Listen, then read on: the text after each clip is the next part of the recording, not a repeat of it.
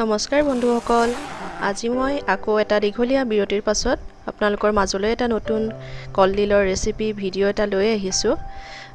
চাব বন্ধুসকল কেনেকুৱা লাগে। প্ৰথমতে মই কলডিলৰ ৰেচিপিটোৰ কাৰণে এটাটো কলডিল দৰকাৰ হ'বই। লগতে লৈছোঁ আধা বাটি মচুৰ দালি, তাৰপিছত লৈছোঁ পাঁচফোৰণ, তাৰপিছত দুটা নহৰু লৈছোঁ, লগতে এটুকুৰা আদা,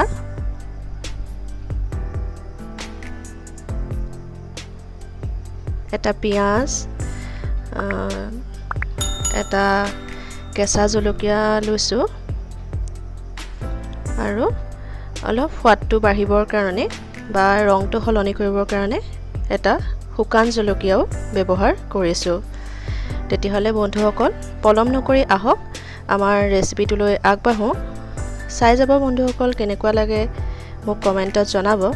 চাওক, এই সকলোখিনি বস্তু মই পোনপ্ৰথমে ৰেডি কৰি ল'লোঁ। কেনেকৈ মই বনাম এয়া প্ৰথম অৱস্থাতেই মই মচুৰ দালিখিনি অলপ সময় প্ৰায় 10 মিনিটমানৰ কাৰণে পানীত ভিজাই থৈছিলোঁ। এতিয়া লাহেকৈ পানীৰ পৰা 10 মিনিটৰ পাছত মচুৰ দালিখিনি উঠাই লৈছোঁ।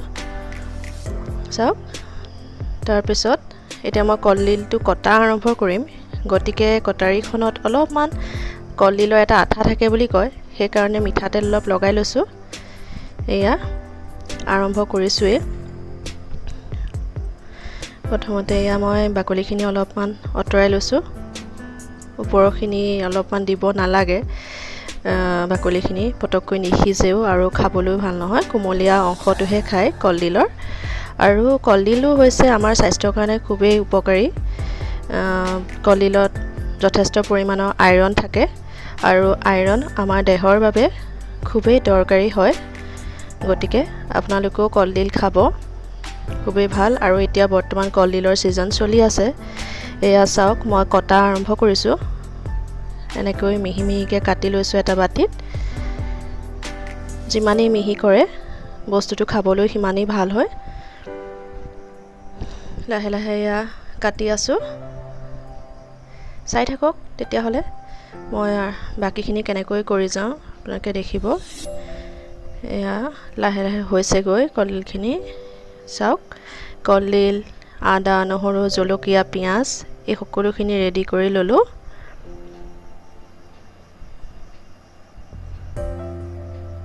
এয়া পিঁয়াজখিনি মিহি মিহিকৈ কাটি ল'লোঁ, আদা নহৰুখিনি অলপ থেতেলিয়াই লৈছোঁ, জলকীয়া এটা কাটি ল'লোঁ, শুকান জলকীয়া, এইফালে কলডিল, মচুৰ দালি আৰু পাঁচফোৰণ।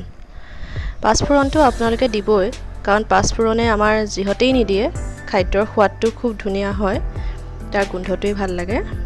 এতিয়া মই 2 চামুচমান তেল দি পেলাই কেৰাহীখন গৰম কৰি প্ৰায় আধা চামুচ পাঁচফোৰণ তেলত দি দিছোঁ। চাওক কেনেকৈ ফুটিছে। এই পাঁচফোৰণখিনি এনেকৈ ফুটি থাকোঁতে শুকান জলকীয়াটো তেলত দি দিব। চাব, শুকান জলকীয়াটোও যাতে এনেকৈ ফুটি উঠে, কাৰণ তেলটো গৰম হ'লে খাবলৈ বস্তুখিনি ভাল হয়।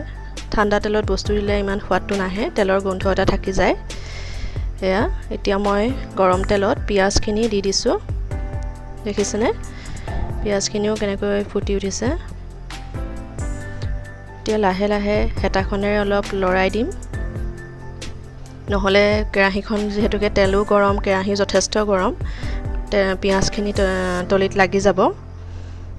লৰাই দি পেলাই মই এতিয়া অলপমান চামুচখনৰ প্ৰায় আধাও নহয়, তাতকৈ অলপ কম হালধি দিছোঁ।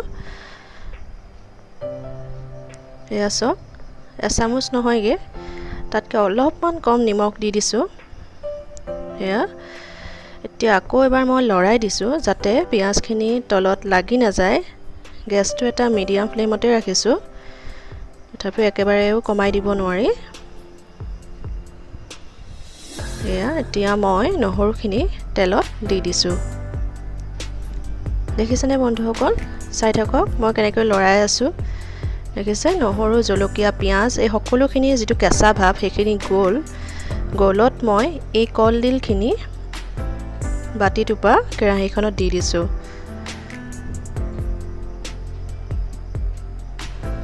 দি এতিয়া লাহে লাহে লৰাই আছোঁ। খুব সুন্দৰকৈ লৰাব যাতে মিশ্ৰণটো ভাল হয় যাতে একো থাকি নাযায় ভালকৈ লৰাই ল'ব এয়া চাওক লৰাই পেলাই মই মচুৰ দালিখিনি কলডিলখিনি ওপৰতে দি দিছোঁ এতিয়া আকৌ এবাৰ লৰাই দিছোঁ যাতে মচুৰ দালি আৰু কলডিলৰ মিশ্ৰণটো ভাল হয়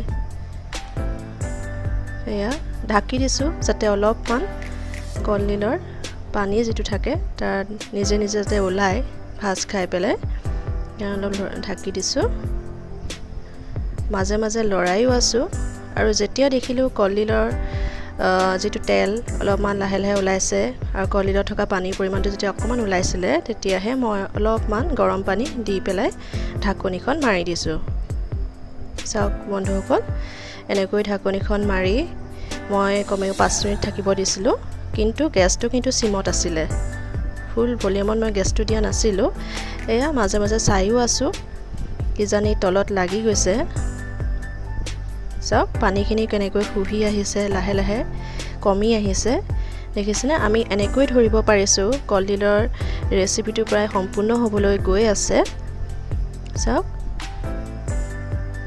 খুব ধুনীয়া হৈছে ৰংটো দেখি পেলাই ভাবিছোঁ খাবলৈও চাগে সোৱাদেই হ'ব এয়া চাওক লাহে লাহে পানীৰ পৰিমাণ কমি গ'ল একেবাৰে শুকুৱাই নেপেলাব পানীখিনি নহ'লেও খাবলৈ মানে অলপ সোৱাদটো কমি যাব পাৰে দেখিছে পানীৰ পৰিমাণটো খুব সুন্দৰকৈ কমি গৈছে এটো হৈছে জোখৰ পানীৰ পৰিমাণ কমি যোৱাটো